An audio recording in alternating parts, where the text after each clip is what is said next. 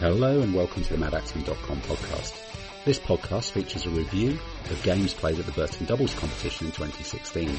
To get best value from this podcast, please go to Madaxeman.com, click on the match reports section, and then follow the link for the Burton Doubles 2016 match reports. You will then be able to follow along and read the website whilst listening to the audio commentary. Please enjoy the podcast.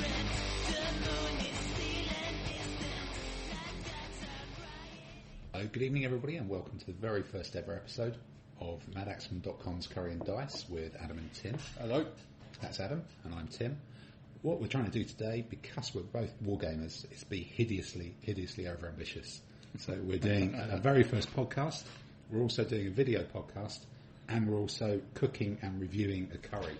So as well as talking about the Burton Doubles game from a few weeks ago at the Burton competition, we'll also be cooking, eating and reviewing Sainsbury's Indian takeaway for two, which includes chicken tikka masala, chicken madras, also poppadoms. No poppadoms on this one, but we do have a large plain naan and 4 onion bhajis. Sounds good. Something to look forward to. Well, that's probably in about 15 minutes when we do a small break in this when I go put the bhajis into the oven. But first up, let's really start talking about the game and Adam.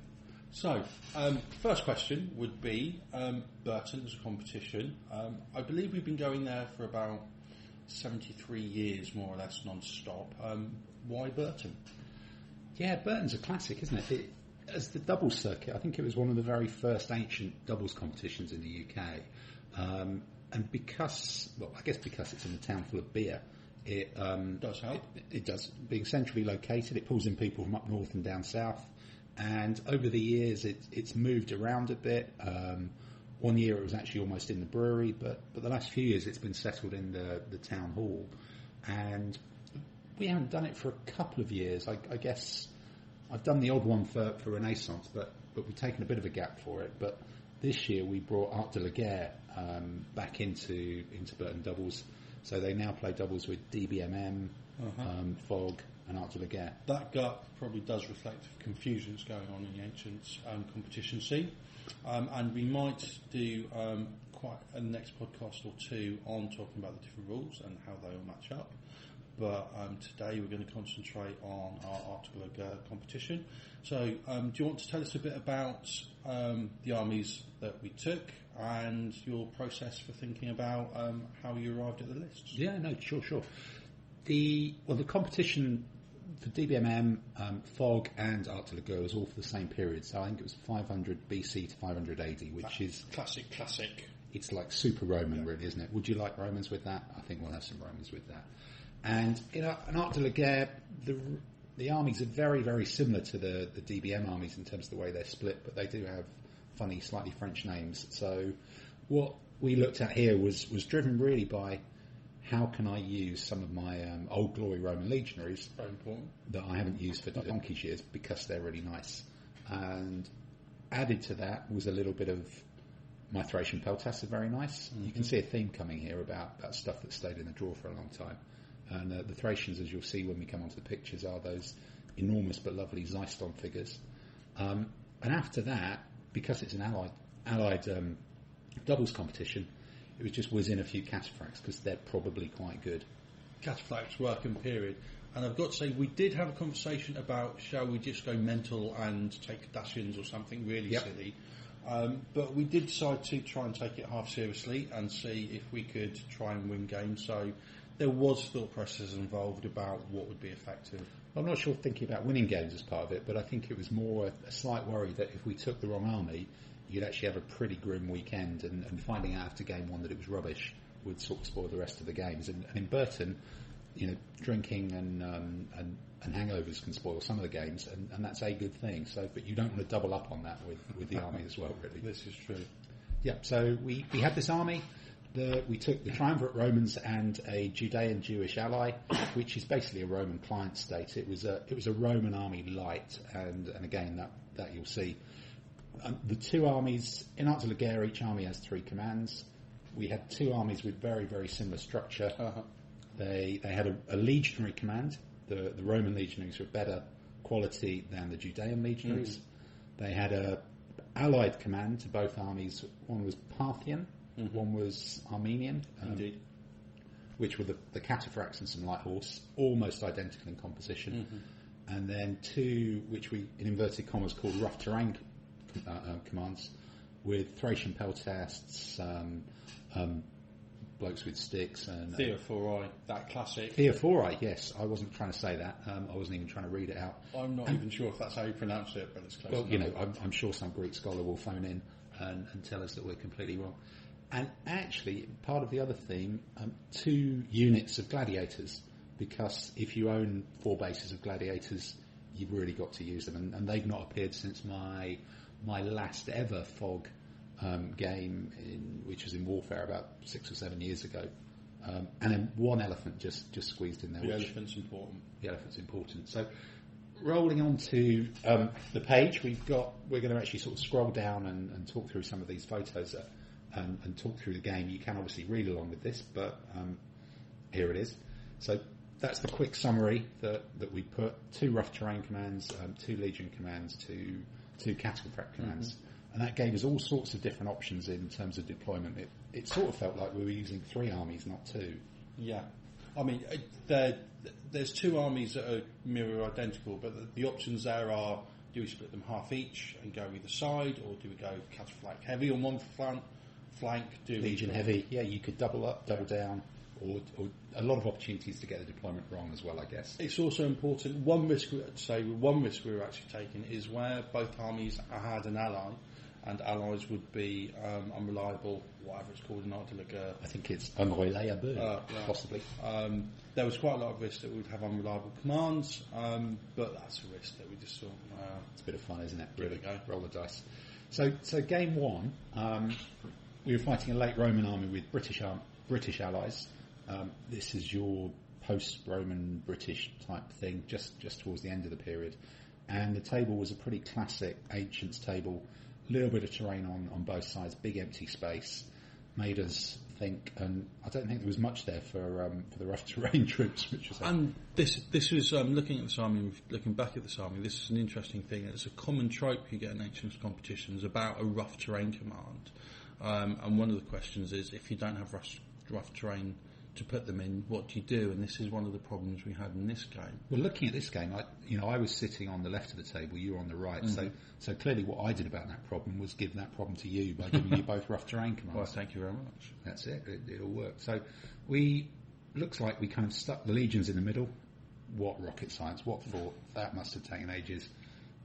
We lobbed all the cataphracts on one flank, and you drew the short straw of the complicated stuff. To lose a flank slowly, I think, is while you went and scored a stunning victory with cataphracts. I think it was the plan. Well, given they were my figures, that was always going to happen, really. It's fair enough plan that's as well. That's what we've done, isn't it? And against us, loads of charging cavalry, some skirmishing stuff, which we weren't really used to, and then the foot on one side. So, looking at that deployment, you're sat on the right with your legions and 2 rough terrain troops. Mm-hmm. What was your thoughts here? Do you think? The thoughts here, and it was always difficult, was the major blow was coming from the legions and the cataphracts. So the legions could just go down the middle and brace, and they're effective troops, so that's fair enough. I was looking for you to push hard with the cataphracts on the left to go and win the game, and with the rough terrain troops to protect the flank and lose slowly. Protect the flanks of the legions, really, I guess. Yeah. And being sat there with the 2 cataphracts, those sort of thin amount of enemy cavalry in the top left of the picture, that did look like a bit of a target. So it really was full steam ahead with those cataphracts. So how did that develop? That's the map as you've seen. We've stuck there. I'm not sure these symbols will be the same each game. It depends how organised I was. But that was the rough terrain command with the elephants, the solid infantry in the middle, Armenians and Parthians over here. And that cavalry just felt like the target, hit them and roll up and don't screw up too much over here. Indeed. So as the game starts, nice solid lines, 2 legions moving forwards, skirmishing troops out front. As Caesar intended. As Phil Barker intended. Not saying these are DBX based rules, but they are. And the enemy weren't doing a vast amount here. They'd just thrown through a few skirmishes. It was a bit of a waiting game. We were the ones who were going to get backache here, and that was pretty much clear straight away. Here, they'd just thrown through a few skirmishes. It was a bit of a waiting game. We were the ones who were going to get backache here, and that was pretty much clear straight away. this is a bit of a close-up of the enemy army. You can see at the back there's actually a command whizzing across. This was the command who, let's just have a look again. This was the command who was sort of sat here. They started moving off behind the army, and I think we're all still quite new at ADLG. It was a bit of a surprise to see them moving, but... It was to think they would move that far, but to be fair, we should have sort of realised this, and to give credit to our opponents, it was a correct move. They saw the weak part of our line, and they moved troops there to put pressure on the weak part and try and collapse us there. It's a good move. And all we were doing really was just thinking about when the bar was open and just rolling straight forward with our troops, so not the cleverest thing to do about it. So this must be the end of their line. You can just see the cataphracts in here in this corner. So this command used to occupy this space. They've moved out. It does look a bit of a hanging flank, but equally our cataphracts are a bit of a way away from it as well. So they've got to swing round, and that is a big blob of solid infantry. I think there's some cavalry here, but that's a difficult choice really when you've only got only 6-7 of these fairly slow moving cataphracts. Mm-hmm. Was it chew up the cavalry and then try to roll up the infantry? The infantry is still going to wait there till the Judean legionaries come in. So moving that big gap did give us a little bit of a problem that we didn't really do anything about. It did, and I think one thing, and this is a lesson, is cataphracts are quite powerful going forwards, but if there's nothing in front of them, they are very, very slow and unremovable to turn. So where the troops disappeared from in front of them, we always struggled to leverage their power. No, I think we did, and maybe that's something about the rules kind of working like Wargames rules should. Mm-hmm. Here we go. This is your bit of the table, isn't it? This is my bit of the table, and I was hoping to echelon my advance so the rough terrain troops stayed back. The problem being, as everyone else went forward, they got pulled forward in the wake, and they ended up standing in the open against quite powerful shooting cavalry that was backed in the background with some charging cavalry. So this is a match-up that I wasn't really looking forward to.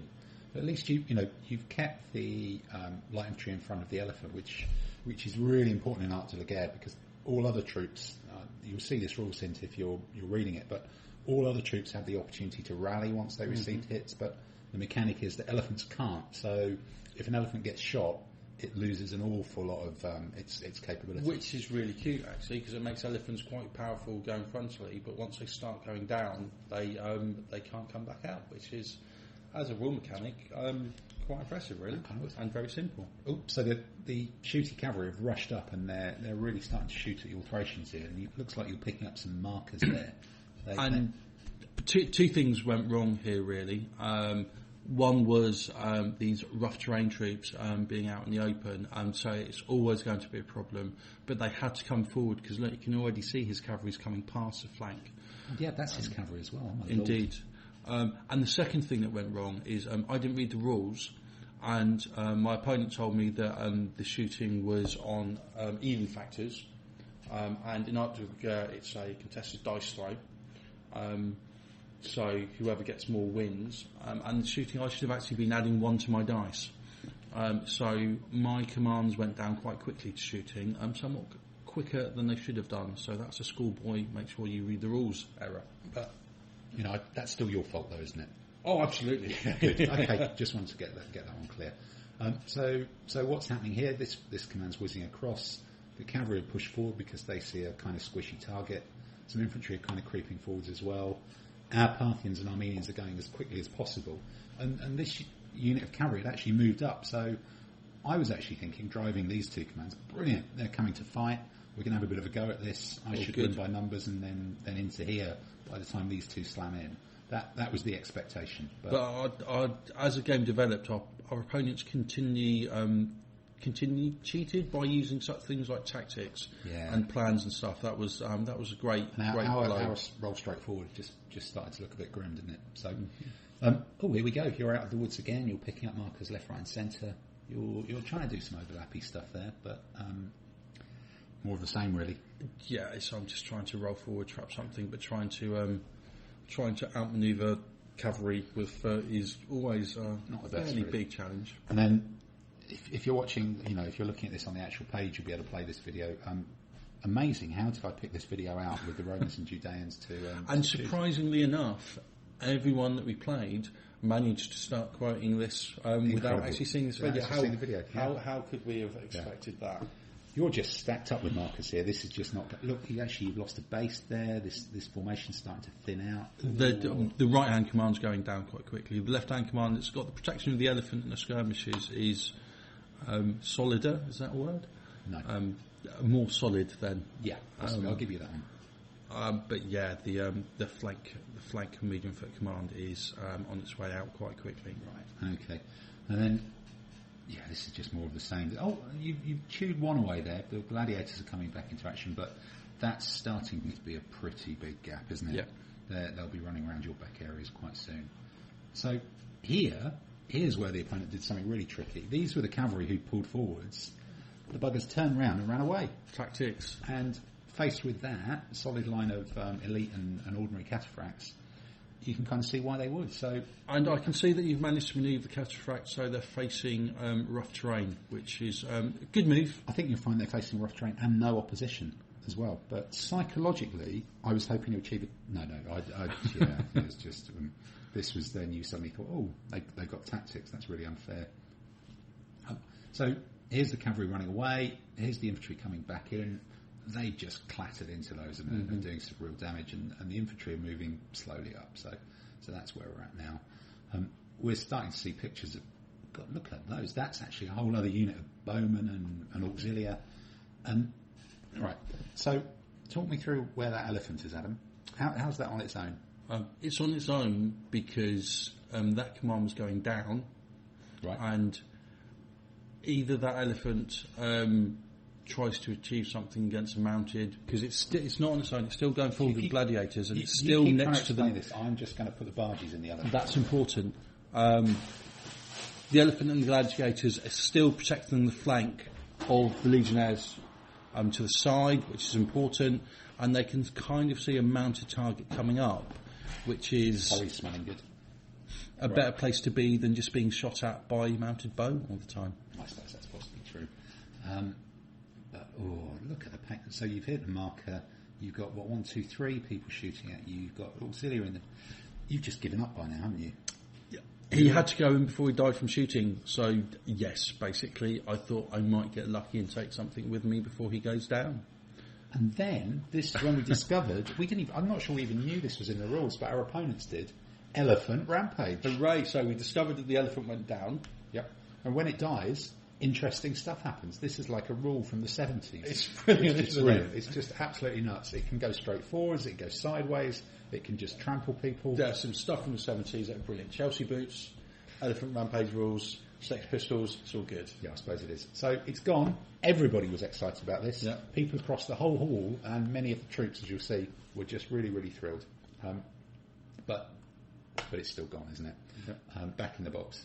So, but now, at last, the Roman legions are in. Oh, do you just want to tell the audience what actually happened with the excitement of the elephant rampage? Yeah, diddly squat. It routed straight backwards into a gap and nobody got trampled. It could have routed there, it could have routed here, could have been over here, but it just went backwards into a gap. Yeah. Diddly squat. But we were excited until we rolled the next dice. Time. Which is possibly the story of most of our gaming career.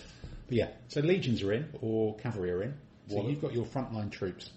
They're finally in, and you've got a little bit of stuff defending the flank. Mm-hmm. And it's better that they fight frontally while they can, rather than while they're being hit in the flank as well, I think. Yeah, good call. I can't believe this command's still going, but is that the infantry that came all the way across? Yes.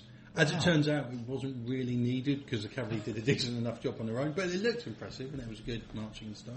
But I suppose we're a good, hour and a half, or maybe, I'm not quite sure, into the game now, but to be able to redeploy a whole command makes it kind of an interesting game.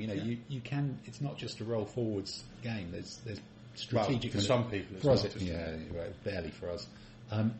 So the cavalry have run away, the cataphracts are slowly wheeling around, the infantry are in here. That command's completely gone with the elephant. Everybody is now piling into the Thracians, and really, I guess we're looking to see if our best troops can win here before this lot reorganise themselves as slappers here, and also see if we can nick a few of those, because that's starting to be quite dangerous as well. In fact, look, can you believe it? I did manage to turn the cataphracts around. This is evidence. It's proof. It's really happened. And I've got an overlap here, and they're in all sorts of trouble. And look at that, not a single marker. And that is a nice solid line of legionaries, which is what we were looking to do. So how did this? We managed to find a flank there. We've managed to not be hit and flank the other side, even though we spent a lot of troops doing it. It's not happened yet. That's what I'm guessing.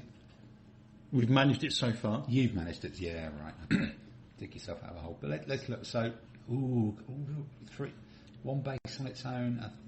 See, what I was doing there was I was pulling a huge amount of his army away from the important fight to gang up on a few worthless bases of medium. The only intelligible, comprehensive thing out of that photo is the fact that this must have been before the bar opened, because that's coffee.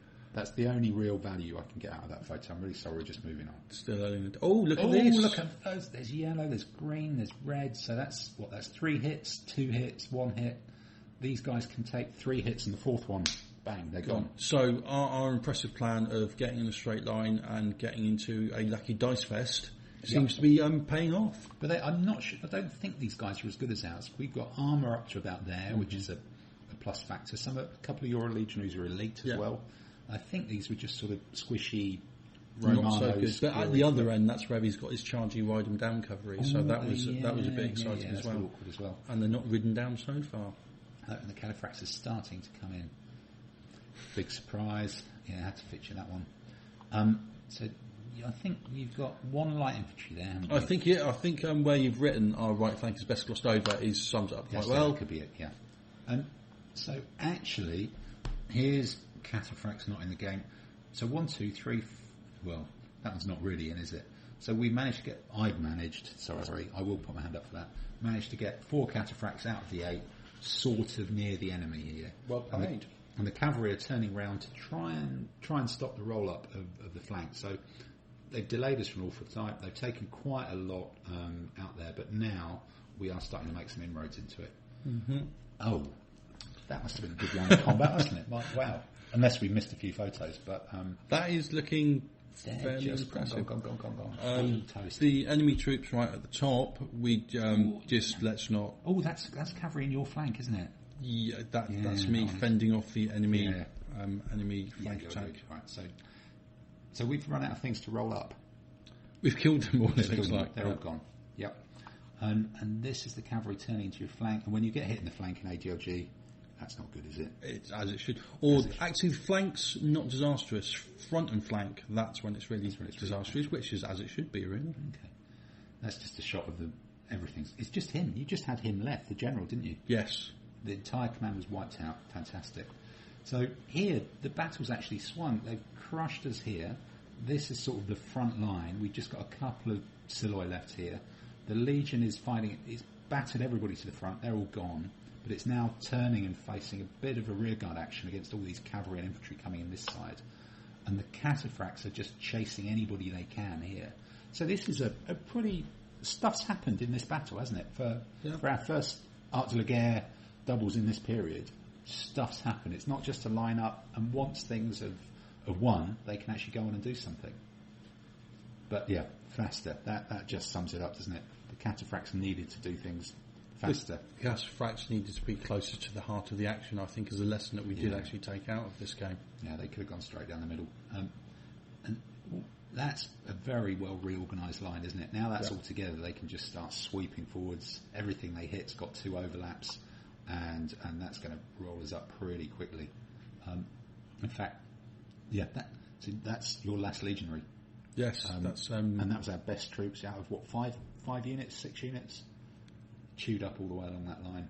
Which is fair enough, really. They collapsed the flank. So you can't get much more stuff happening than that. That's quite spectacular, isn't it?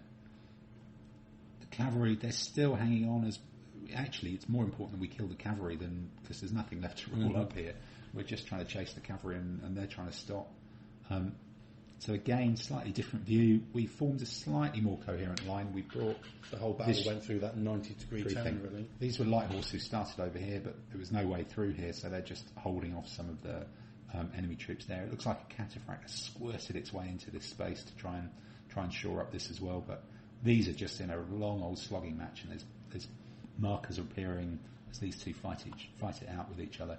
And it's that 90-degree turn, and looks like that's actually the end. So I think call that a draw. We would call it a draw. I think technically maths called it a 42-51 loss under the French scoring system, but it's effectively a draw. Neither army's been beaten, and I think at one point I thought that was going to be a loss. So to retrieve it from what did look to be quite a nasty position, I think we can be pleased that we didn't go down to a loss. No, I think you're absolutely right, and Annabelle wasn't keen. But, quite right. That's not unusual. So, Mr. Tim, what lessons would you draw from that game? Well, I think the lesson I've drawn from that game is that we can just about get through talking about one of these battles in the time it takes to cook a curry. So let's get the curry out the oven and tune in for the next episode of Curry and Dice with Adam and Tim on Madaxeman.com, and hopefully that's been entertaining for you.